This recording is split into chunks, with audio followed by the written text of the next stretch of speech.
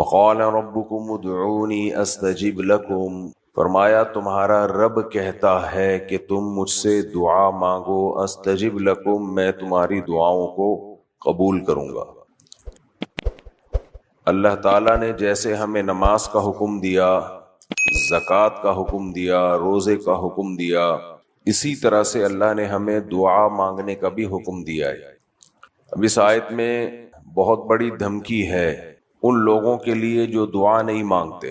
یستکبرون عن عبادتی، یہاں عبادت سے مراد دعا ہے۔ عبداللہ ابن عباس رضی اللہ عنہ کی تفسیر کے مطابق کہ جو میری دعا سے تکبر کرتے ہیں، ایک ہے دعا نہ مانگنا، ایک ہے یہ سمجھنا کہ مجھے دعا کی ضرورت نہیں ہے۔ تو یہ دھمکی ان لوگوں کے بارے میں ہے جو یہ سمجھتے ہیں کہ ہمیں دعا مانگنے کی ضرورت نہیں ہے۔ تو بہت بڑی دھمکی دی اللہ تعالیٰ نے۔ حیرت کی بات یہ ہے کہ جو غیر مسلم ہیں، جو کافر ہیں، وہ بھی اللہ سے دعا نہیں مانگتے، تو ان کے کام کیسے ہو جاتے ہیں اگر دعا مانگنا اتنا ضروری ہے؟ تو جو لوگ دعا نہیں مانگتے، ہم بہت دفعہ دیکھتے ہیں کہ ان کے کام بن جاتے ہیں، اور جو دعا مانگ رہے ہوتے ہیں بعض دفعہ ہم دیکھتے ہیں کہ ان کے کام اٹکے ہوئے ہوتے ہیں۔ تو پھر اللہ نے اتنی تاکید سے ہمیں حکم کیوں دیا کہ دعا لازمی مانگو؟ دوسری بات یہ کیوں کہا کہ جب بھی مانگو گے میں تمہاری دعاؤں کو قبول کروں گا؟ تیسری بات، پھر وہ قبول ہوتی ہوئی نظر کیوں نہیں آتی؟ یہ سوالات بنتے ہیں کہ نہیں بنتے؟ پہلی بات جو اللہ نے حکم دیا نا کہ دعا لازمی مانگو، جو یہ سمجھتے ہیں کہ ہمیں دعا کی ضرورت نہیں ہے، ہمارے کام بغیر دعا کے ہو جائیں گے، ہمیں کوئی ضرورت نہیں ہے مانگنے کی، اس عمل کو اللہ نے تکبر قرار دیا ہے، کبر قرار دیا ہے، اکڑ قرار دیا ہے، اللہ کے سامنے اکڑتا ہے۔ یا ایھا الناس انتم الفقراء الی اللہ، اے لوگو تم سب کے سب اللہ کے در کے فقیر ہو، محتاج ہو۔ ایک ایک لقمہ، ایک ایک نعمت، اس میں ہم اللہ کے ارادے اور اللہ کی منشا کے محتاج ہیں، بھکاری ہیں۔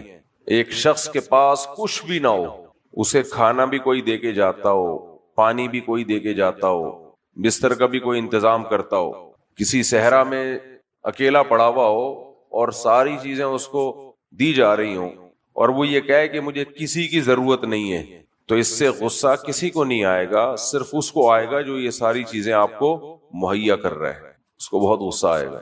پھر وہ اسی وقت ساری چیزیں آپ سے چھین لے گا، وہ ساری چیزیں چھین لے گا، کہے گا بھائی تجھے اگر میری ضرورت نہیں ہے تو ٹھیک ہے، پھر خود کر لے یہ سارے کام۔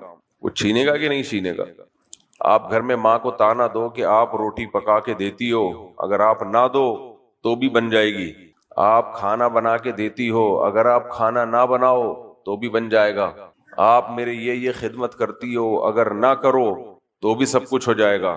یا تو آپ نے اس کے کوئی متبادل رکھ لیا ہے گھر میں، کوئی متبادل بھی نہیں ہے، اور ماں کو یہ تانا دو تو ماں کہے گی ٹھیک ہے پھر خود کھا لے، خود بنا لے۔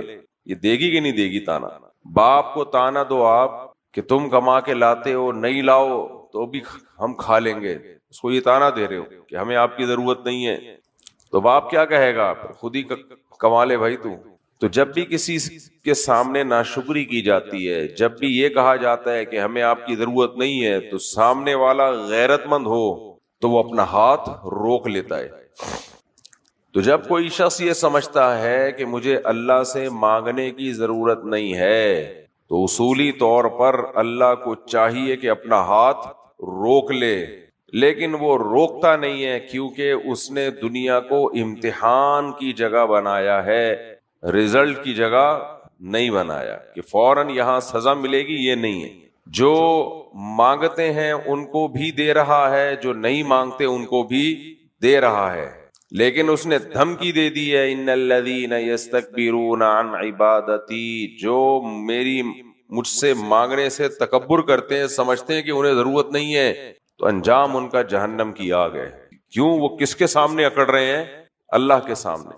تو اس لیے قرآن میں اللہ نے پیغمبروں کی دعاؤں کا بہت زیادہ تذکرہ کیا ہے۔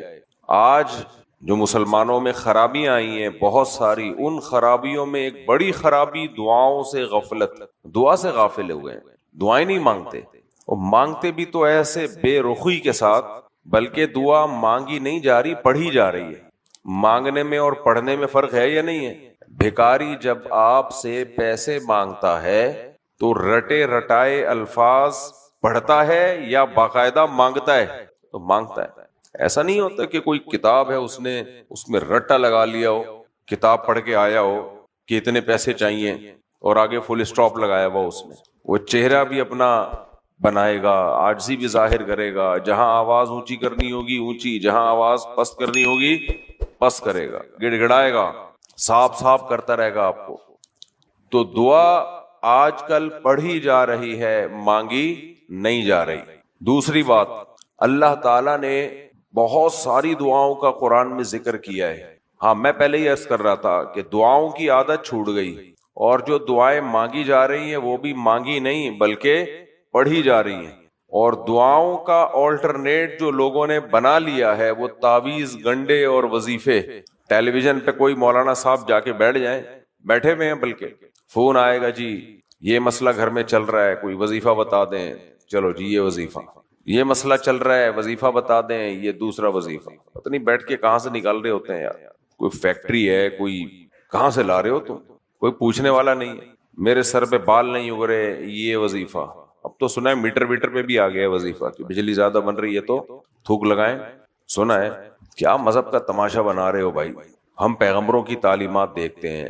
یونس علیہ الصلوۃ والسلام مچھلی کے پیٹ میں تھے، فنادا فی الظلمات، اللہ کو پکارا اندھیروں میں، دعا مانگی اللہ سے، لا الہ الا انت سبحانک، اے اللہ تیرا کوئی شریک نہیں، تو ہر عیب سے پاک ہے. کیا مطلب؟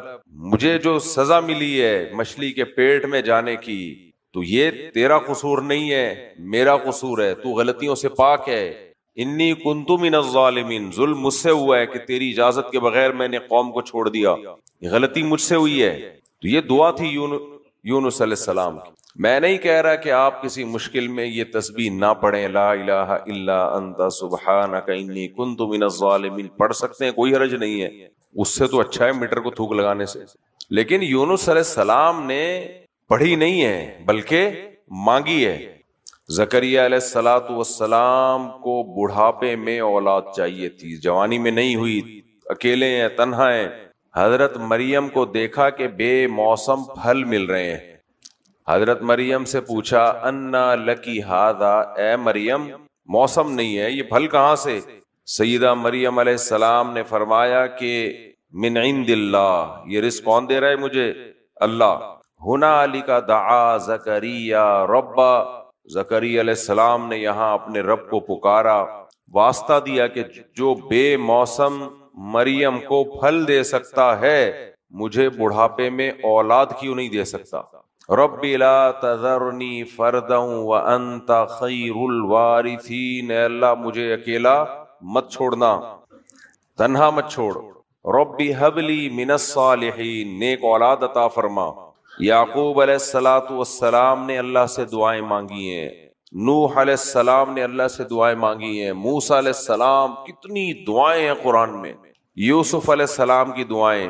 اللہ کیوں ذکر کر رہا ہے بار بار ان دعاؤں کو؟ بتانے کے لیے کہ جتنے بھی اللہ کے مقرب پیغمبر گزرے سب اللہ سے کثرت سے دعائیں مانگا کرتے تھے. آج ٹائم ہی نہیں ہے دعا مانگنے کا. مانگتے ہیں تو ایسا کہ اس طرح سے آپ کسی سے قرضہ مانگے نا تو وہ قرضہ نہیں دے گا آپ کو. ایسے مانگو جیسے اپنا قرضہ واپس مانگ رہے ہوتے. وہ بھکاری سے بھی زیادہ بری حالت ہوتی ہے آدمی کی جب قرضہ واپس مانگتا ہے کسی سے. بھکاری تو قرضہ نہیں مانگ رہا نا، ویسی بھیک مانگ رہا ہے، لیکن آپ کسی کو پیسے دے دو پھر واپس بھکاریوں سے بھی زیادہ ذلیل ہونا پڑتا ہے. تو اگر ہمیں مانگنے کی پریکٹس نہ ہوتی نا، پھر ہم کہتے ہیں کہ اللہ سے کیسے مانگیں. بھائی ہم تو IMF سے صبح شام مانگتے رہتے ہیں، پیسے لے کے کوئی بھاگ گیا اس سے اپنا قرضہ واپس مانگتے رہتے ہیں، بیگم سے عزت مانگتے رہتے ہیں، استغفر اللہ، سسرال سے عزت مانگتے رہتے ہیں. تو مانگنے کی تو ہمیں عادت ہے، جہاں مانگنا چاہیے وہاں نہیں مانگتے، دل نہیں لگتا کہتے ہیں دعا میں. کوئی بات نہیں بھائی، اللہ نے ہمیں اس چیز کا پابند بنایا ہے جو ہمارے اختیار میں ہے. جو چیز ہمارے اختیار میں نہیں ہے اللہ نے ہمیں اس کا پابند نہیں بنایا. ایک بات بتاؤ، آپ کہیں ڈیوٹی کر رہے ہو، باس نے آپ کو کوئی کام دیا کہ جاؤ یہ چیک کیش کرا کے لے آؤ، آپ کہو میرا دل ہی نہیں لگ رہا، مزہ ہی نہیں آ رہا، باس چھوڑ دے گا آپ کو اس بیس پہ؟ بولے گا بھائی مزہ آئے یا نہ آئے یہ تیرا ہیڈیک ہے، مجھے کیا چاہیے؟ کام۔ آپ نے کوئی ملازم رکھا، صفائی کر دے بھائی تو گھر کی، روٹی بنا دے، کہہ رہا میرا دل نہیں لگ رہا، تو آپ کہو گے دل لگنا نہ لگنا تیرا ہیڈیک ہے، مجھے کیا چاہیے؟ کام۔ دل لگے بغیر کر دے۔ زیادہ کہے گا دل نہیں لگ رہا، آپ کہے گا کک آؤٹ، آپ کہو گے نکل بھائی یہاں سے، دوسرا لے کر آ کوئی بندہ۔ انسان کی طبیعت 24 گھنٹے ایک جیسی نہیں رہتی، کبھی کسی کام میں اس کو لطف آتا ہے، کبھی لطف نہیں آتا۔ باقی پوری دنیا میں یہ اصول بنایا ہوا ہے کہ فوکس کام کو کرنا ہے، دل کو فوکس نہیں کرنا۔ عبادت میں اس کو فوکس کیا ہوا ہے کہ دل لگ رہا ہے کہ نہیں لگ رہا، مزہ آ رہا ہے کہ نہیں آ رہا۔ بھائی اللہ نے جو ہمارے ذمے کام لگائے ہیں، مزہ آ رہا ہے نہیں آ رہا، فوکس کس کو کرنا ہے؟ بولو، کام کو۔ بلکہ جب دل نہ لگ رہا ہو تو اللہ اس کام کے اجر کو بڑھا دیتا ہے۔ سیٹھ نہیں بڑھاتا، ملازم کا دل نہیں لگ رہا، سیٹھ کہے گا نہیں کہ تیرا دل نہیں لگ رہا، آج کام کر رہا ہے ڈبل پیسے دوں گا، سیٹھ کرتا ہے ایسے؟ سیٹھ کام کو دیکھ کے پیسے دیتا ہے کہ کام کتنا ہے۔ اللہ یہ بھی دیکھتا ہے کہ کام میں اس کا چونکہ دل نہیں لگ رہا تھا، لہذا اس کے اجر کو بڑھا دو۔ ثواب سردی میں روزہ رکھنے کا بھی ہے، گرمی میں روزہ رکھنے کا ہے، کبھی ہے زیادہ کس کا ہے؟ گرمی کے روزے کا۔ سوید ابن غفلہ بہت جلیل قدر تابعی ہیں، گرمیوں میں روزے رکھتے تھے، زبان خشک ہو گئی تھی، جب موت کا وقت آیا تو رونے لگے۔ لوگوں نے پوچھا کیوں رو رہے ہیں؟ کہا کہ مجھ سے نماز اور روزہ چھوٹ رہا ہے۔ کیا چھوٹ رہا ہے؟ نماز اور روزہ۔ غالباً جابر بن عبداللہ رضی اللہ تعالیٰ عنہ کا بھی کی سیرت میں بھی اسی طرح ہے کہ موت کے وقت رو رہے تھے، کہنے لگے جو گرمیوں میں روزے رکھا کرتا تھا اللہ کے لیے، وہ روزے چھوٹ رہے ہیں مجھ سے۔ یہ وہ لوگ تھے جنہوں نے عبادت اتنی کثرت سے کی کہ اللہ نے ان کے لیے عبادت کو لذیذ چیز بنا دیا، مزیدار چیز بنا دیا۔ یہ جب ہوتا ہے جب بہت کثرت سے کی جائے، ہم جیسے لوگوں کے لیے نہیں ہے یہ، ہم جیسے لوگوں کے لیے دل لگے نہ لگے، یہ تو بہت اعلیٰ مقام ہوتا ہے کہ اتنا اللہ کا قرب ہو جائے کہ وہ روزہ بازمائش ہی نہیں لگ رہا، کیونکہ محبوب کے لیے تکلیف اٹھانے میں جس کو بے انتہا محبت ہوگی، اس کو محبوب کے لیے اس تکلیف میں لطف آنا شروع ہو جائے گا، اس کو اس تکلیف میں لطف آتا ہے۔ محبوب کے لیے تکلیف ہے۔ آپ کو پتا ہو کہیں محبت ہو گئی اور پتا ہو کہ اس کی محبت میں میری پٹائی ہو رہی ہے، وہ غم انسان کو بہت لگتا ہے کہ مار کھا رہا ہوں، لیکن پتا ہو کہ محبوبہ دیکھ رہی ہے، پھر ایک ایک چماٹا ہوٹل کے پراٹھے کی طرح لگے گا، پھر مزہ آئے گا کہ چلو جس کے لیے پٹ رہے ہیں وہ ہمیں دیکھ رہا ہے، بشرطے کہ محبت ہو۔ صحابہ کرام کو اللہ سے محبت تھی، بعض دفعہ غم تھا کہ یہ روزے چھوٹ رہے ہیں، اور یہ روزہ ایسی چیز ہے اللہ کی محبت کے بغیر رکھا جانا ممکن نہیں ہے، کسی کے کہنے پہ بھی انسان نہیں رکھ سکتا۔ یہ تو ہر مسلمان کے دل میں اللہ کی محبت ہے، یہ نہیں ہو سکتا کہ نہیں ہے، لیکن ایک محبت عقلی ہوتی ہے، ایک ہوتی ہے طبعی۔ عقلی کا مطلب عقل سے اس کو پتا ہے کہ اللہ نے حکم دیا ہے کرنا ہے یہ کام، ایک ہے کہ وہ دل کی چاہت بن جائے، یہ بہت بڑا مقام ہوتا ہے جو اہل اللہ کو، اللہ کے اولیاء کو نصیب ہوتا ہے۔ تو دل لگے نہ لگے فوکس کس کو کرنا ہے؟ کام کو۔ کام اللہ نے ہمارے ذمے نماز لگائی، زکوٰۃ لگائی، روزہ لگایا، اسی میں اللہ نے کام کیا لگایا ہے؟ ادعونی، مجھ سے دعا مانگو۔ مشرک اللہ سے دعا مانگتے ہوئے اس کو موت آتی۔ وَإِذَا ذُكِرَ اللَّهُ وَحْدَهُ اشْمَأَزَّتْ قُلُوبُ الَّذِينَ لَا يُؤْمِنُونَ بِالْآخِرَةِ، اللہ قرآن میں کہتے ہیں مشرک صرف یا اللہ مدد کہتے ہوئے اس کا دل کیا ہوتا ہے؟ تنگ ہونا شروع ہو جاتا ہے۔ اس سے اگر کہو نا صرف یا اللہ مدد، تو اس کو اتنے پسینے چھوٹتے ہیں ایسے جیسے کوئی بھینچ رہا ہو پکڑ کے۔ یہ کیا مطلب صرف یا اللہ مدد؟ صرف یا اللہ کیوں بھائی؟ مشرک کہتا ہے یا اللہ بھی ہو اور یا رسول اللہ بھی ہو، یا علی مدد بھی ہو، یا فلاں مدد بھی ہو، یا فلاں مدد بھی ہو، اس کو صرف یا اللہ مدد کا نعرہ بالکل بھی پسند بولو نہیں ہے۔ جب اسے کہا جائے نا ایاک نعبد، ہم تیری ہی عبادت کرتے ہیں، وایاک نستعین، مدد صرف تجھ ہی سے طلب کرتے ہیں، تو بھی اسے کیا ہوتا ہے؟ موت آتی ہے۔ اس لیے وہ کبھی اس کا ترجمہ ہی نہیں کرے گا، مشرک کبھی ترجمہ نہیں کرے گا اس کا۔ اللہ نے یہاں جو رکھا ہے تیری ہی عبادت، تجھ ہی سے مدد، یہ ہی نہ ہوتا تو پھر شرک کا دروازہ کھل جاتا۔ تجھ سے مدد طلب کرتے ہیں، اوروں سے بھی کر رہے ہیں۔ تو پہلا کام جو ہمیں حکم دیا گیا ہے دعا کا معمول بنانا ہے۔ دوسرا کام، دعا مانگنے میں جو سب سے بڑی رکاوٹ ہے وہ کیا ہے؟ قبول ہوتی بھی نظر نہیں آ رہی ہے۔ سیٹھ صاحب سے پیسے مانگو گے 50% چانس ہوگا دے دے گا۔ ادھر تو لوگ کہتے ہیں اللہ سے ساری زندگی مانگ رہے ہیں، ملتا کچھ بھی نہیں۔ ایک ویڈیو شیئر ہوئی تھی نا، کسی سے ایک صاحب نے پوچھا کہ بتاؤ بچپن اچھا تھا یا ابھی جوانی اچھی ہے؟ کہتا ہے بچپن اچھا تھا۔ کیوں اچھا تھا جی بچپن؟ کہہ رہے بچپن میں پیسہ نہیں تھا لیکن سکون تھا۔ اس سے کہا اس کا مطلب اب پیسہ ہے لیکن سکون نہیں ہے؟ کہتا نہیں، اب دونوں ہی نہیں، اب نہ پیسہ ہے نہ سکون۔ کیا اس نے کبھی دعا نہیں مانگی ہوگی اللہ سے پیسہ یا سکون کے لیے؟ تو دعا منگوانے میں دیکھو، جب کسی چیز کی جب تک موٹیویشن نہ ہو آدمی وہ کام کرتا ہے۔ آپ یہاں جمعہ پڑھنے آئے تو کچھ تو سوچ کے آئے ہوگے نا اللہ خوش ہو جائے گا؟ نہیں، جمعہ جو پڑھنے آئے وہ تو اللہ کے لیے نا۔ ہاں، یہاں پڑھنے آئے وہ پھر 20 چیزیں ہو سکتی ہیں اس میں۔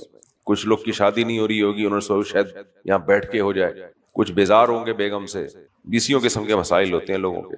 تو انسان کو کوئی تو چیز ہے نا جو ابھارتی ہے کسی کام پہ۔ تو ہم مانگتے کیوں ہیں کسی سے؟ اس لیے کہ ہمیں یہ امید ہوتی ہے کہ یہاں سے کچھ مل جائے گا۔ جب بالکل نا امیدی ہو کہ کخ بھی ملنے والا نہیں ہے، پھر نہیں مانگتا انسان۔ یہ جو قرضہ لے کے بھاگے ہوئے لوگ ہوتے ہیں نا، ان سے آپ پیسے مانگ رہے ہوتے ہو، اس امید پہ مانگ رہے ہوتے کہ شاید مل جائے، حالانکہ پتا ہوتا ہے کہ ملنے والا کچھ بھی نہیں ہے، لیکن شاید ٹرائی کرنے میں کیا حرج ہے۔ 0.1% بھی چانس ہوتا ہے تو انسان اپنی زبان کو گھساتا ہے۔ اللہ سے دعائیں کیوں نہیں مانگ رہے؟ شیطان نے دل میں یہ ڈال دیا ہے کہ 0.1% بھی چانس نہیں ہے کہ کچھ ملے گا۔ اور کیسے ڈالا ہے اس نے؟ شیطان آ کے کہتا ہے کہ تو نے بھی دعا مانگی، فلاں نے بھی دعا مانگی تھی، اس نے دعا منگوائی تھی، امام صاحب سے کہا تھا میرے والد صاحب کی طبیعت خراب ہے، امام صاحب نے دعا مانگی اللہ ان کو ٹھیک کر دے، شام کو اطلاع آئی کہ وہ دار فانی سے کوچ کر چکے، یہ ٹھیک ہوئے جی۔ وہ ہسپتالوں میں کتنے لوگ پڑے ہوئے ہیں، صبح و شام دعائیں ہوتی ہیں اللہ بیماروں کو شفائے کامل عاجل، کامل کا مطلب مکمل شفا، 18 سال کے جوان بن جائے بالکل، شفائے کامل بھی عطا فرما، عاجل بھی۔ عاجل کا مطلب فوراً، نہ کامل مل رہی ہے نہ عاجل مل رہی ہے۔ کینسر کا مریض کینسر میں کتنی لمبا ٹائم گزارتا ہے، وہ ٹھیک نہیں ہوتا۔ جو کینسر کے جراثیم پہ اس دعا کا اثر نہیں ہو رہا تو بڑے بڑے غنڈے بدماشوں پہ کہاں سے اثر ہوگا؟ یہ وسوسے کون ڈالتا ہے دل میں؟ بولو نا بھائی، شیطان کا نام لینے تو کیا خیال ہے؟ اس میں تو کوئی حرج نہیں ہے نا۔ تو لوگ کہہ رہے ہیں کہ ہم مانگتے رہتے ہیں، کچھ بھی نہیں ہوا یار۔ ہمارے محلے میں ایک صاحب تھے، امام صاحب جب دعا مانگنا شروع کرتے، حالانکہ وہ نمازی تھے، امام صاحب دعا مانگنا شروع کرتے وہ اٹھ کے چلے جاتے، بڑے لمبے چوڑے سے تھے، اور کیا کہتے ہوئے جاتے؟ اب کچھ بھی نہیں ہونے کا۔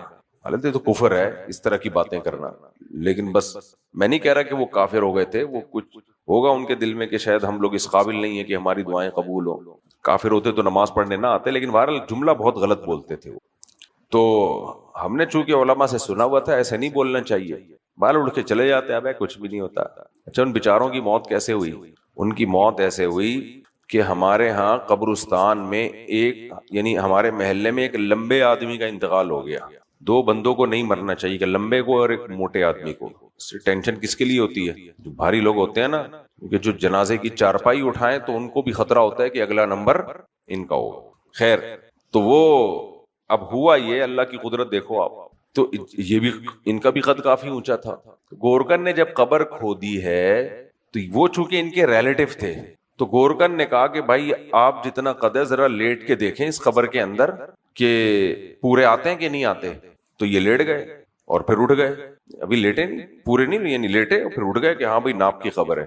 گورکن نے کہا چلو آپ جتنا ہی قد ہے ان کا تو ناپ کی خبر ہے، ماشاءاللہ۔ آپ اللہ کی قدرت دیکھو، ان کا انتقال ہو گیا اسی رات۔ اور جو پہلی والی میت تھی، گاؤں سے فون آ گیا کہ ان کو ہمارے ہاں پہنچائیں۔ ان کو کہاں پہنچائیں؟ گاؤں میں، ہم یہاں کراچی میں دفن نہیں کر رہے۔ ان کی ڈیڈ باڈی چلی گئی گاؤں، اور یہ جو لیٹ کے چیک کر رہے تھے ان کو وہی خبر نصیب ہوئی ہے، حالانکہ صحت مند آدمی تھے۔ یہ نہیں کہہ سکتے کہ ان کے دل میں کوئی خوف بیٹھ گیا تھا، نا قدرت۔ اب بہت سے وہمی لوگ کبھی قبر کو چیک کرنے کی کوشش نہیں کریں گے، ایسا کچھ بھی نہیں ہے۔ یہ نہیں ہے کہ وہ چونکہ لیٹے تھے تو اللہ نے کہا اب تم ہی لیٹ جاؤ نا، ایسا نہیں ہے بھائی. یہ جتنے لوگ قبرستان میں جا کے لیٹے ہیں ان میں سے پہلے کوئی لیٹا تھا؟ کوئی بھی نہیں. کسی نے بھی گورکن تو ہر قبر کو چیک کر رہا ہوتا ہے، وہ اپنے ٹائم پہ ہی مرتا ہے. یہ بس اللہ کی طرف سے ایک عبرت ہے کہ ہر شخص اپنی موت سے غافل ہے. وہ دوسرے کو دفن کر رہا ہے، جنازہ پڑھ رہا ہے، وہ بھول جاتا ہے کہ تھوڑے دنوں میں بھی لیٹا ہوا ہوں گا. وہ بھول جاتا ہے. ہو سکتا ہے جو قبر کسی اور کے لیے ہے وہ ہوئی تمہاری. یہ تو زندگی کی حالت ہے بھائی. ہم نے کہا یار یہ تو عجیب ہی ہو گیا. وہ لیٹ کے چیک کر رہے تھے. مجھے اس میں چھوٹا تھا بہت اس وقت، مجھے اس وقت یہ خیال آ رہا تھا کہ اب تو کوئی قبر چیک ہی نہیں کرے گا. وہمی قوم ہے نا. کیا خیال ہے؟ محرم میں شادی ہو گئی تو ناکام ہوگی. پھر میرے پاس قصے سنا رہے تھے فلاں کی محرم میں شادی ہوئی تھی ناکام ہو گئی تھی. تو میں کہتا ہوں بہت ساری شادیاں ربیع الاول کی، رمضان کی ناکام ہوئی ہیں. شادی کے ناکام ہونے کا محرم سفر سے تعلق نہیں ہے، آپ کے اخلاق سے تعلق ہے. دونوں میں سے کوئی ایک بھی آڑا ترشا ہوگا، ریلیشن ٹوٹنے کا پورا پورا خطرہ ہوگا. چاہے محرم میں ہو، چاہے سفر میں ہو، چاہے ربیع الاول میں، چاہے عید کے دن. وہمی آدمی کو کہیں سے بھی سرا مل جائے نا بس وہ پاگل ہو جاتا ہے. تو خیر، تو وہ اٹھ کے جایا کرتے تھے، کہتے تھے بھائی کوئی قبول ہونے والی نہیں ہے. تو شیطان کیا کرتا ہے، دل میں یہ ڈال دیتا ہے کہ قبول ہونا نہیں ہے، مانگنے کا کوئی فائدہ نہیں ہے. تو شیطان کو ایک بات سمجھا دیا کرو. ویسے تو شیطان میرا بیان بھی سن رہا ہوگا لیکن اس کو پتا ہے پہلے سے سب کچھ، تو اس لیے وہ وسوسے ڈالتا ہے دل کے اندر. وسوسے یہ ڈالتا ہے کہ قبول نہیں ہو رہی، قبول نہیں ہو رہی. خود سوچو، اللہ اگر دعا قبول ایسے کرنا شروع کر دے کہ آپ نے دعا مانگی، اے اللہ یہ میرے ابا ٹھیک ہو جائیں، ابا ایک دم ٹھیک، اے اللہ میری والدہ کو شفا دے دے، اماں ایک دم ٹھیک، تو پھر تو کافر، ہندو، سکھ، مسیحی سارے اور مسلمان سب مسجدوں میں آگے بیٹھ جائیں گے، یا اللہ یہ کر دے ٹھک. تو یہ تو نظام عالم کیا ہو جائے گا؟ خراب. ایمان بالغیب کہاں گیا بھائی؟ پھر لنگر بٹ رہا ہو فری پھوکٹ کا تو سارے لائن لگا کے کھڑے ہوتے ہیں، سارے لائن لگا کے کھڑے ہوتے ہیں. اس لیے اللہ نے ایک عقلی دلیل دے دی ہمیں کہ یہ کیسے ہو سکتا ہے کہ تم مجھ سے مانگو، مانگ مجھ سے رہے ہو اور میں نہ دوں. دنیا میں جو سخی لوگ ہوتے ہیں ان سے مانگا جائے اور وہ نہ دیں، وہ اپنی انسلٹ محسوس کرتے ہیں، بے عزتی محسوس کرتے ہیں. یہ کیسے مجھ سے مانگو میں نہ دوں، یہ کیسے ہو سکتا ہے؟ لہذا دوں گا ضرور. دینے کا اسٹائل کیا ہوگا، انداز کیا ہوگا، یہ تم پر نہیں ہے، یہ میں فیصلہ کروں گا کہ دینا کیسے ہے. تم اپنا کام کرو، مانگو. کیسے دے گا اس کے درجات قرآن و سنت میں سے ہمیں پتہ چلتے ہیں. پہلی بات، دعا اس لیے قبول نہیں ہوتی کہ ہم مانگ نہیں رہے ہوتے، پڑھ رہے ہوتے ہیں. سمجھ میں آ رہی ہے بات؟ دعا بھی تو ہو نا. دوسری بات، بعض دفعہ دعا اس لیے قبول نہیں ہوتی کہ قبولوانے کے سارے ذرائع ہم نے ختم کر دی ہوتے ہیں، رکاوٹیں کھڑی کر دی ہوتی ہیں اپنی دعا میں.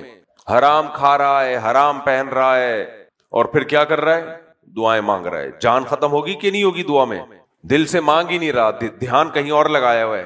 تو اللہ کہتا ہے کہ جب تو خود مانگنے میں مخلص نہیں ہے تو میں تجھے کیوں دوں؟ تو دعا تو مانگ پہلے. آپ کسی سے پیسے مانگ رہے، ادھر ادھر دیکھ رہے ہو، وہ سمجھ جائے گا اس کو ضرورت نہیں ہے. اگر ضرورت ہوتی تو یہ اس طرح سے نہ مانگ رہا ہوتا کہ دینے ہیں دو، نہیں دینے ہیں نہیں دو. ایسے تھوڑی مانگا جاتا ہے. تو دعا دل لگا کے مانگنا. سب سے پہلی شرط کیا ہے دعا میں؟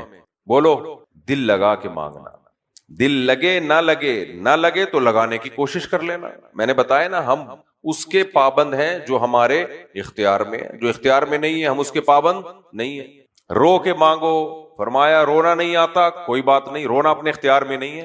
ہاں کچھ ایسے ہیں فنکار اداکار ٹیلی ویژن میں بھی ہوں گے یقیناً، رو لیتے ہیں مزے سے.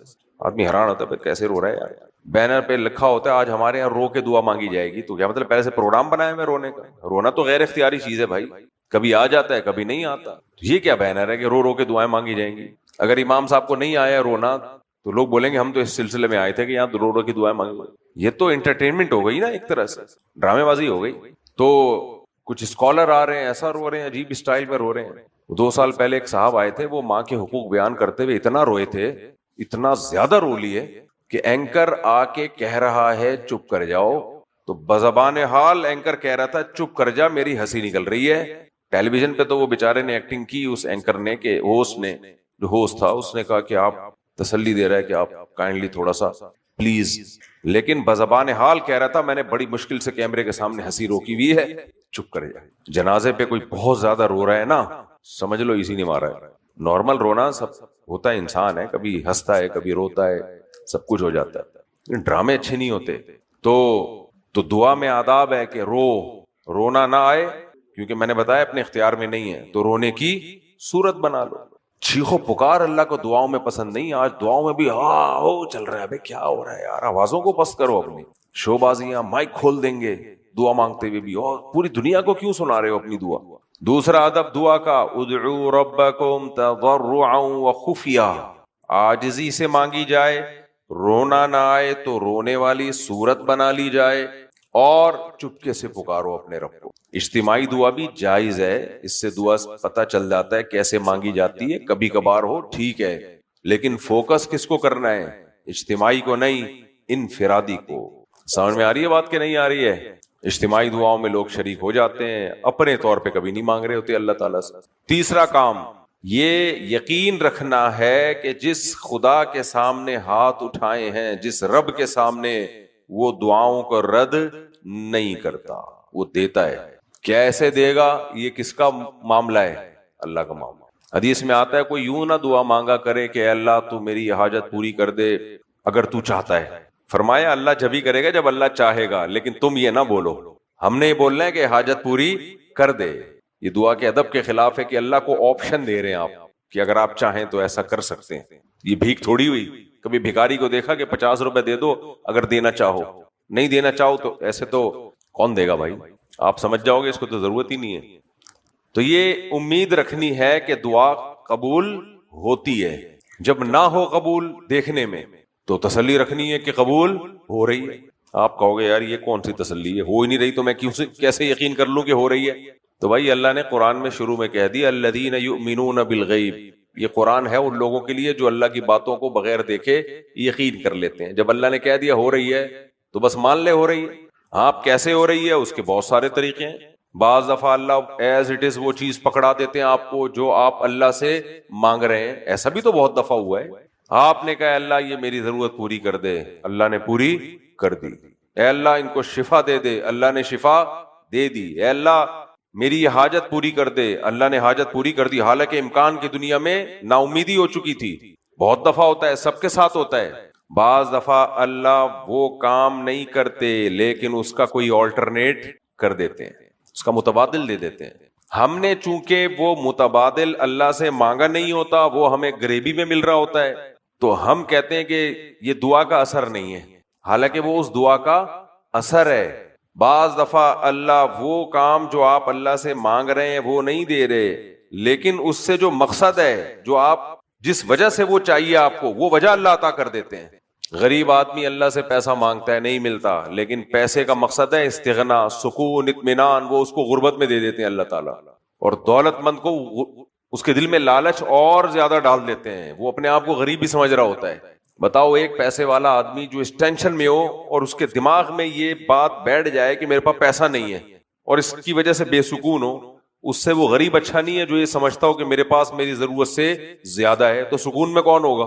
وہ سمجھ رہا ہے کہ یار میرے پاس میری ضرورت سے بہت زیادہ ہے. میرے پاس پوری زندگی میں ایک کیس آیا ہے کہ ایک صاحب آئے کہنے لگے مفتی صاحب میری تنخواہ میری ضرورت سے بہت زیادہ ہے, میں پریشان ہوں کہ میں کیا کروں.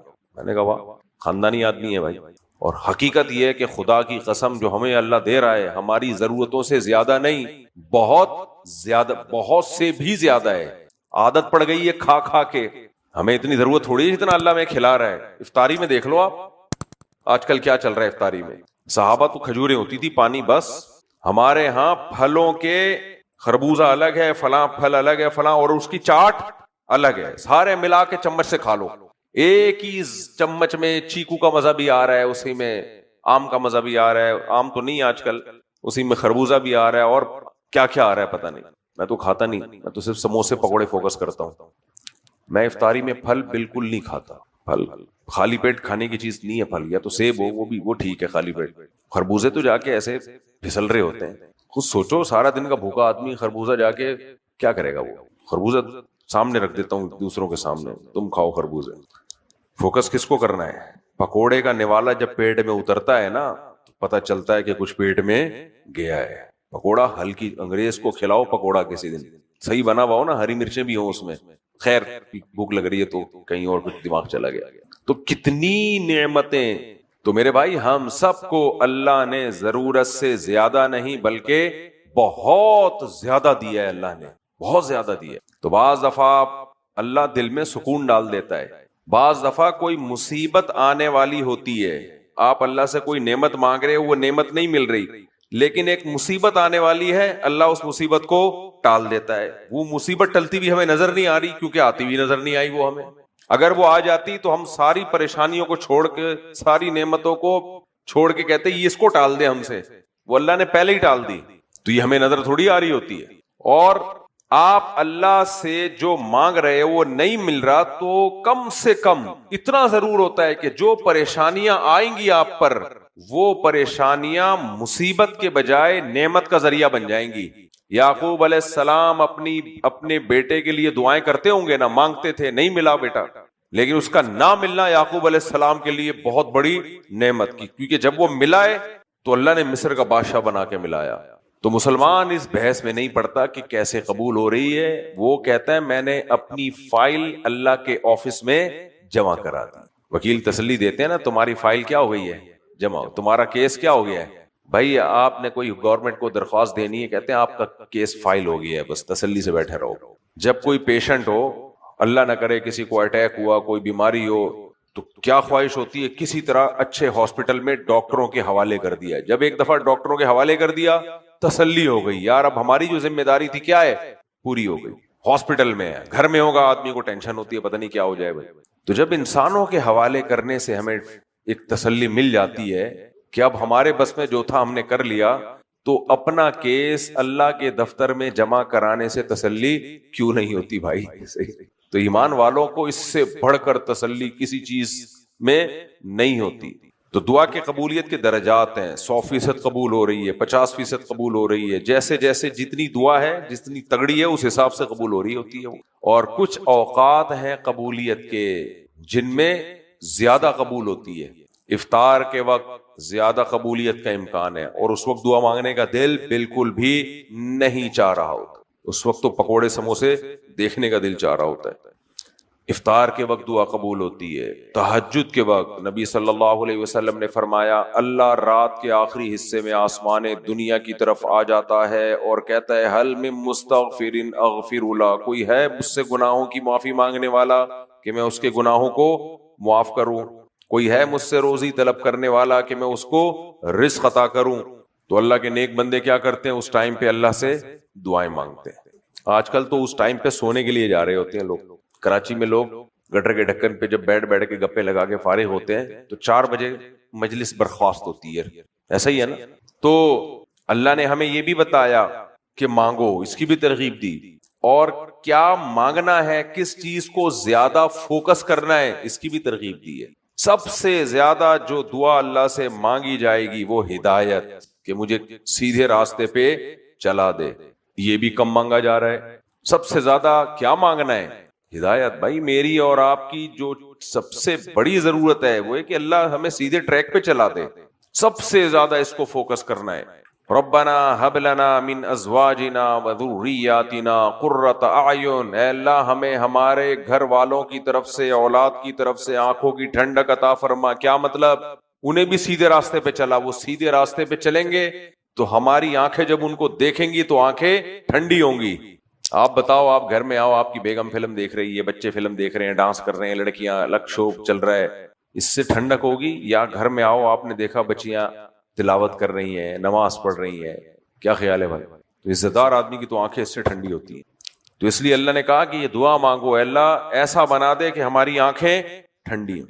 سست کو دیکھ کے کبھی آنکھیں ٹھنڈی نہیں ہوتی. اللہ سست اولاد سے بچائے. کس سے بچائے؟ سست اولاد سے. بڑے ڈھیٹ ہوتے ہیں جو سست اولاد ہے نا, ایک گھر میں سست پیدا ہو جائے بڑی ٹینشن ہے. وہ میرے نہیں ایسا کوئی, میں مثال دے رہا ہوں, اب تک کی رپورٹ کے مطابق نہیں ہے, لیکن میں نے دیکھا ہوا ہے جو سست لوگ ہوتے ہیں نا, جو بچے سست, بہت بڑا عذاب بنتے ہیں. وہ اللہ بچائے, سست اولاد نہ دے اللہ کسی کو. تو خیر, تو بھائی یہ رمضان کی کچھ ساعتیں باقی رہ گئی ہیں, تھوڑے دن باقی رہ گئے ہیں. اس میں اگر کچھ بھی نہ ہوا صرف اتنی نیکی کی عادت پڑ گئی کہ دعا مانگنے کی عادت پڑ گئی تو بس سمجھو بیڑا پار ہے. یہ بھی ہو گیا نا. اور یہ میں پھر بار بار کہہ رہا ہوں، یہ مت دیکھو قبول ہو رہی ہے. حدیث میں آتا ہے بندہ زندگی بھر دعائیں مانگتا ہے، اللہ ساری دعائیں قبول کر رہا ہوتا ہے، لیکن ایک دن بندہ تنگ آ کے کہتا ہے کہ میں دعائیں مانگتا ہوں قبول تو ہوتی نہیں ہے، تو اللہ اس دن قبول کرنا بند کر دیتا. حالانکہ اس سے پہلے ساری، کتنی زبردست حدیث، اس سے پہلے ساری قبول ہو رہی تھی اور یہ کہہ رہا تھا نہیں ہوتی.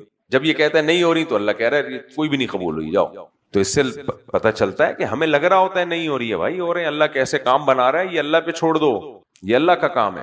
تو اس رمضان میں اگر صرف ایک کام کی عادت پڑ گئی نا، جسے کیا کہتے ہیں مانگنا، توبہ بھی تو دعا ہے نا. کوئی گناہ ہو جائے، لوگ کہتے ہیں گناہ کی عادت نہیں چھوٹ رہی، بار بار گناہ کرتا ہوں عادت نہیں چھوٹ رہی. بار بار توبہ کی عادت ڈال لو نا، کیا خیال ہے؟ بیلنس ہوگا نا کافی حد تک. بار بار گناہ کر کے، گناہ ہوتا ہے تو اللہ کیا کہتے ہیں مجھ سے معافی مانگو، گڑ گڑاؤ میرے سامنے، اللہ معاف کر دے آئندہ نہیں کروں گا. یہی ہے نا. اب لوگ کہتے ہیں یار پھر دوبارہ ہو جاتا ہے، بھائی پھر دوبارہ مانگ لے. کہہ رہے ہیں یار عادت اتنی پڑ گئی ہے تو بھائی مانگنے کی عادت ڈال لے، کیا خیال ہے؟ مانگنے کی. کچھ لوگوں کو سوری کرنے کی عادت ہوتی ہے نا، صبح شام دوسروں کو تکلیف دیتے ہیں، سوری کرتے رہتے ہیں. اگلا غصہ کرتا ہے بھائی یار تو نے مذاق بنایا ہے، لیکن اللہ غصہ نہیں کرے گا. 100 بار سوری کرو گے، اللہ یہ نہیں کہے گا مذاق کیوں بنایا ہے تم نے. یہ 100 بار گناہ کر کے 100 بار توبہ توڑ دی، 100ویں بار بھی اللہ سے معافی مانگو گے، اللہ مایوس نہیں کرے گا کہ جا تو اب کس منہ سے معافی مانگ رہا ہے. کیونکہ اگر اللہ نے آپ کو دھتکار دیا، آپ اللہ کے در کے علاوہ کسی اور در پہ جا سکتے ہو پھر، اور قیامت میں کہہ سکتے ہو تو نے مایوس کر دیا تھا تو اس لیے میں کہاں چلا گیا، کسی اور در پہ. اس لیے اللہ موت تک مایوس بولو نہیں کرتا، مایوس نہیں کرتا. آؤ مانگو، معافی مانگو. تو بھائی یہ توبہ کرنا بھی سیکھو. اگر غلطی ہو رہی ہے اللہ سے، گناہوں پہ معافی مانگنے کی بھی عادت ڈالو. تو اللہ تعالیٰ سے میں دعا کرتا ہوں اللہ ہم سب کو دعائیں کرنے والا بنا. حضرت عمر کا بس یہ ملفوظ سنا کے بیان ختم کرتا ہوں. ان کا ملفوظ ہے حضرت عمر رضی اللہ تعالیٰ عنہ امیر المومنین، کہ مجھے اس سے غرض نہیں ہوتی کہ میری دعا قبول ہو رہی ہے کہ نہیں ہو رہی، مجھے غرض اس سے ہوتی ہے کہ مجھے دعائیں مانگنے کی توفیق مل رہی ہے کہ نہیں. سمجھ میں آ رہی بات؟ فوکس اس کو کرنا ہے کہ مانگنے کی توفیق مل رہی. بڑے بڑے کام ہو جاتے ہیں میرے بھائی، دعائیں مانگنے والوں کو اللہ ویسی بخش دے گا. یہ نہیں کہ گناہ نہیں چھوڑو، وہ تو شریعت کو تو فالو کرنا ہے، لیکن ان کے لیے خصوصی پیکیج ہیں اللہ کی طرف سے، خصوصی پیکیج ہیں کہ یہ میرے در پہ جھکے رہتے تھے، مانگتے رہتے تھے. تو اللہ تعالیٰ سے دعا ہے اللہ اس رمضان کو ہمارے لیے خیر اور برکت کا ذریعہ بنائے. ہمیں کسی بھی مہینے میں ماتم کرنا جائز نہیں ہے. صحیح بخاری کی حدیث ہے، عبداللہ بن مسعود رضی اللہ تعالیٰ عنہ سے روایت ہے، نبی صلی اللہ علیہ وسلم نے فرمایا جو اپنے چہرے پہ مارے گا، یعنی غم میں، یا گریبان چاک کرے گا تو زمانے جاہلیت کی رسم کے مطابق چلے گا تو وہ ہم میں سے نہیں ہے، او کما قال صلی اللہ علیہ وسلم. تو گریبان چاک کرنا، چہرے پہ یا سینے پہ تھپڑ مارنا یا کسی بھی طریقے سے ماتم کرنا، اس کی نبی صلی اللہ علیہ وسلم سے صحیح حدیث میں ممانعت ہے. ہمیں غموں میں صبر کرنے کا حکم ہے. ان اللہ مع الصابرین، اللہ صبر کرنے والوں کے ساتھ ہے. اور فرمایا الذین اذا اصابتهم مصیبت قالوا انا للہ وانا الیہ راجعون. جب بھی اہل ایمان کو کوئی مصیبت پہنچتی ہے تو وہ کہتے ہیں ہم اللہ ہی کے لیے، ہم نے اس کی طرف لوٹ کر جانا ہے. تو یہ ہو نہیں سکتا کہ اسلام جو ایک وسیع مذہب ہے، اتنا جامع دین ہے، وہ ہمیں یہ ہدایت ہی نہ دے کہ غم میں ہم نے کیا کرنا ہے. تو اللہ نے ہمیں ہدایت دی ہے، غم میں ہم نے صبر کرنا ہے، اور اس صبر میں ہم نے دعا پڑھنی ہے، اور ماتم یا یہ سب چیزیں ہم نے نہیں کرنی. ان سب چیزوں کو زمانے جاہلیت کی رسم قرار دیا گیا ہے. زمانے جاہلیت میں ایسا ہوتا تھا. ماتم میں خون بہانا، زنجیر زنی کیسا عمل ہے، یہ بتا دیا میں نے. یہ سب ناجائز عمل ہے، ان سے اجتناب کرنا چاہیے. محرم میں جلوس نکالنا کیسا ہے؟ جلوسوں کا مقصد بھی یہی ہوتا ہے، غم منانا. میں نے بتایا کہ شریعت میں غم منانا جائز نہیں. دیکھیں غم ہونا تو ایک نیچرل ہے، فطری چیز ہے. آپ جب بھی کوئی غم کی خبر سنتے ہیں تو آپ کے آنکھوں میں آنسو آ جاتے ہیں، یہ غم ہوتا ہے آپ کو. یہ تو محبت کی علامت ہے. آپ کے والدین میں سے کسی ایک کی ڈیتھ ہو جائے، آپ جب اطلاع ملتی ہے تو انسان غمزدہ ہوتا ہے، لیکن یہ نہیں ہوتا کہ ہر سال اسی تاریخ پہ وہ رو رہا ہو، غم منا رہا ہو. یہ ناجائز ہے. تعزیت تو 3 دن تک ہوتی ہے. تو سیدنا حسین رضی اللہ عنہ جو سید شباب اہل الجنہ ہے، سیدنا حسن اور حسین سیدہ شباب اہل الجنہ، جنت کے جوانوں کے سردار ہیں. ان پر کربلا میں بے انتہا ظلم ہوا، ظالمانہ قتل ہوا. جن لوگوں نے قتل کیا اللہ ان بدبختوں کو عذاب دے اور ان بدبختوں نے جو کچھ کیا ہے اللہ ان کو کیفر کردار تک پہنچائے، ان کے انجام تک پہنچائے۔ لیکن جب بھی یہ خبر ملے اور اس پہ پھر سوچ سوچ کے غم منانا، یہ شریعت میں اجازت نہیں۔ ہاں، جب آپ کو خبر ملے اور آپ کو نیچرلی قدرتی طور پر کوئی غم ہو جائے تو وہ تو فطری چیز ہے، تو یہ بلکہ محبت کی علامت ہے۔ لیکن سوچ سوچ کے اس کو اور جلوس نکال کے اور پھر مجلسیں منعقد کر کے یہ شریعت میں جائز نہیں ہے، اس کی ہمیں کوئی مثال نہیں ملتی۔ حضرت عثمان رضی اللہ تعالی عنہ بھی شہید ہوئے تھے، بہت ہی ظالمانہ طریقے سے آپ کو شہید کیا گیا تھا۔ اسی طرح نبی صلی اللہ علیہ وسلم کے دور میں جو جہاد ہوا، جنگیں ہوئی، آپ کے چہیتے شہید ہوئے، آپ کے لخت جگر شہید ہوئے میدان جنگوں میں، لیکن کہیں بھی نہیں ملتا کہ نبی نے ہر سال ان کا غم منایا ہو۔ حضرت جعفر طیار رضی اللہ تعالی عنہ کی شہادت کی آپ کو خبر ملی، آپ کی آنکھوں سے آنسو جاری تھے، تو آپ کی جو ازواج تھیں حضرت جعفر طیار کی، ان کے رونے کی آواز باہر آئی، ان کی چیخنے کی آواز آئی، تو آپ کتنا غضبناک ہوئے۔ صحیح حدیث ہے کہ آپ نے کتنی سختی سے ان کو حکم دیا۔ اب جن کی جوان خوبصورت شوہر، بہادر شوہر، غیرت مند شوہر شہید ہو گئے، ان کی بیویوں کو چیخ و پکار کی اجازت نہیں دی جا رہی اس موقع پہ، یہ نہیں کہ اگلے سال بلکہ اسی موقع پہ، تو اگلے سال کہاں سے اجازت دی جائے گی کسی کے غم منانے کی؟ تو اس لیے سیدنا حسین یا سیدنا حسن، ان سے محبت ہمارے ایمان کا حصہ ہے، لیکن ہم نے محبت بھی شرعی حدود کے اندر رہ کے کرنی ہے، اور محبت میں ہم نے اللہ کی حدود نہیں توڑنی ہے۔ تو اس لیے جب کوئی کربلا کا واقعہ سنتا ہے، پڑھتا ہے، اور اس موقع پر اس کے آنکھ سے آنسو نکل آئے، بیان کرنے والے کی آنکھوں سے آنسو نکل آئے، تو یہ تو فطری چیز ہے، نیچرل چیز ہے۔ لیکن سوچ سوچ کے اس میں پھر جلوس نکالنا اور اس کو اس نیت سے واقعات کو سنانا کہ تاکہ لوگ روئیں، چیخیں، تو جو بہت جگہوں پر دیکھا ہے اس طرح کی محفلیں لگتی ہیں، یہ پھر شرعی حدود سے تجاوز ہے۔ محرم میں نئے کپڑے اور نئے جوتے پہننا کیسا ہے؟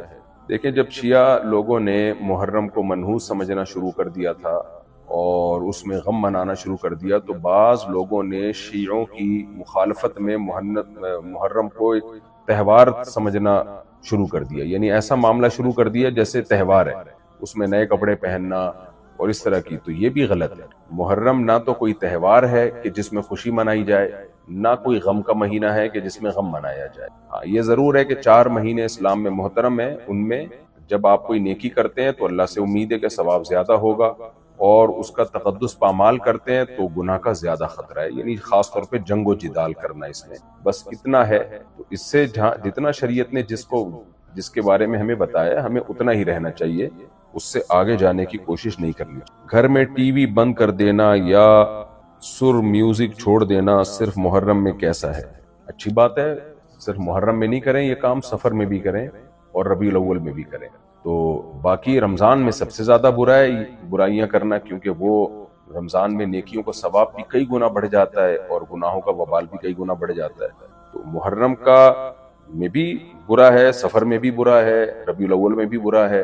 اب یہ لوگ عجیب سی بات ہے کہ محرم میں کہتے ہیں کہ میوزک بند کرو اور سفر میں پھر چلا دیتے ہیں، ربیع الاول میں پھر چلا دیتے ہیں، تو یہ غلط ہے، سب میں بند کریں۔ محرم میں صرف حضرت حسین کا غم ہی کافی ہے، کیا مطلب؟ یہ سوال میں سمجھا نہیں ہے۔ محرم میں رونا دھونا اور غم منانے کی شریعت کا حکم کیا ہے؟ میں نے بتا دیا کہ اسلام میں صبر کا حکم ہے، غم منانے کا حکم نہیں ہے۔ جتنی بڑی سے بڑی مصیبت آ جائے، شریعت ہمیں حکم دیتی ہے کہ صبر کرو، ان اللہ مع الصابرین، صبر کرنے کا حکم ہے ہمیں۔ یہ جو حدیث پیش کی جاتی ہے کہ نبی صلی اللہ علیہ وسلم نے جب بتایا کہ میرے نواسے کو قتل کر دیا جائے گا تو آپ کے آنکھوں سے آنسو نکلے، تو اس سے بعض لوگ کہتے ہیں کہ جی اس سے پتہ چلتا ہے حسین کے غم میں رونا بھی سنت ہے۔ نبی صلی اللہ علیہ وسلم نے یہ ہمیں نہیں کہا کہ جب بھی شہادت کی ہر سال تم جو ہے رویا کرو، تبھی نبی صلی اللہ علیہ وسلم بھی ہر سال نہیں روئے ہیں۔ جب آپ کو اطلاع ملی تو اس وقت تو محبت کا تقاضا تھا کہ انسان کے آنکھوں سے آنسو نکلیں، تو سید الانبیاء صلی اللہ علیہ وسلم کی محبت تو بہت زیادہ تھی اپنے دونوں لاڈلوں سے۔ تو جب آپ کو اطلاع ملی تو وحی کے ذریعے تو آپ کا رونا فطری ہے۔ تبھی میں نے بتایا کہ اگر کوئی کربلا کا واقعہ سنتا ہے، اس کو رونا آ جاتا ہے، تو یہ محبت کی علامت ہے۔ لیکن یہ نہیں ملتا کہ ہر سال نبی صلی اللہ علیہ وسلم وہ واقعہ سوچ سوچ کے رویا کرتے تھے، بلکہ آپ نے صبر کا حکم دیا۔ محرم کی عبادت اور عمل۔ محرم کی عبادت میں 10 محرم کا روزہ ہے، اور حدیث سے اتنا ہی ثابت ہے، الگ سے کوئی عبادت ثابت نہیں ہے۔ کوئی کرے تو اچھی بات ہے، عبادت تو ایسی چیز ہے آپ جتنی چاہے کریں، جب چاہیں کریں۔ محرم میں کسی خاص عبادت کا حکم نہیں، ہمارے علم میں نہیں۔ کیا محرم میں عمرہ یا حج کی طرح کوئی کوئی الگ سے ثواب ہے؟ نہیں، میرے علم میں ایسی کوئی روایت نہیں ہے، کسی کے علم میں ہو تو ضرور پیش کریں۔ محرم کے پہلے 10 دنوں میں کون سی دعا مانگی جائے؟ کوئی مخصوص دعا ثابت نہیں ہے، جیسے باقی مہینوں میں آپ جو دعائیں مانگتے ہیں وہی محرم میں بھی مانگیں، اور الگ سے اس کی کوئی فضیلت بھی نہیں ہے دعاؤں کی۔ 10 محرم کو گھر میں کچھ خاص بنانا سنت ہے؟ بعض حدیثوں میں آتا ہے کہ اپنے اہل و عیال پہ جو عاشورہ کے دن خرچ کرے گا تو اللہ اس کے رزق میں برکت دے گا، اسی وجہ سے بعض علماء کا رواج ہے کہ عاشورہ کے دن گھر میں دسترخوان کو وہ وسیع رکھیں، لیکن میں نے جب ان حدیثوں کی تحقیق کی ہے تو ان میں کوئی بھی حدیث صحیح نہیں ہے، اور بعض علماء کہتے ہیں ٹھیک ہے صحیح حدیث تو نہیں ہے لیکن تعدد طرق کی وجہ سے وہ حسن کے درجے کو پہنچ گئی ہیں۔ تو بات یہ ہے کہ ٹھیک ہے ضعیف روایات اگر کثرت سے ہوں تو وہ درجہ حسن کو پہنچ جاتی ہیں، لیکن اس میں شرط یہ ہے، خاص طور پر احناف کا تو بہت سخت اصولی موقف ہے کہ جب بھی کوئی حدیث مشہور حدیث یا متواتر حدیث کے خلاف ہوگی تو صحیح ہونے کے باوجود بھی وہ قابل قبول نہیں ہوگی۔ تو یہاں جو حدیث ہے، جو ضعیف روایتیں ہیں، وہ بخاری کی صحیح حدیث کے خلاف ہے جس میں عاشورہ میں ہمیں روزہ رکھنے کا حکم دیا گیا ہے۔ تو اب روزہ اور دسترخوان وسیع کرنا ایک ساتھ جمع نہیں ہو سکتا۔ بعض لوگ یہ کہتے ہیں کہ جی ٹھیک ہے روزہ رکھیں دن میں اور افطاری میں دسترخوان وسیع کر دیں، تو بھائی جب افطاری میں دسترخوان وسیع کریں گے تو وہ عاشورہ کا دن رہے گا ہی نہیں، وہ تو 11 محرم شروع ہو جائے گی۔ تو بعض لوگ پھر یہ کہتے ہیں کہ نہیں وہ رات یہاں دن کے تابع ہے، تو کچھ بنتا نہیں ہے، بہت زیادہ تعویلات کرنی پڑتی ہیں۔ اس لیے علامہ ابن تیمیہ رحمہ اللہ کی رائے اس بارے میں یہی ہے کہ ایسا معلوم ہوتا ہے کہ جیسے شیعہ لوگوں نے اس دن کو منحوس دن قرار دیا تو بعض شام کے لوگوں نے، سنیوں نے،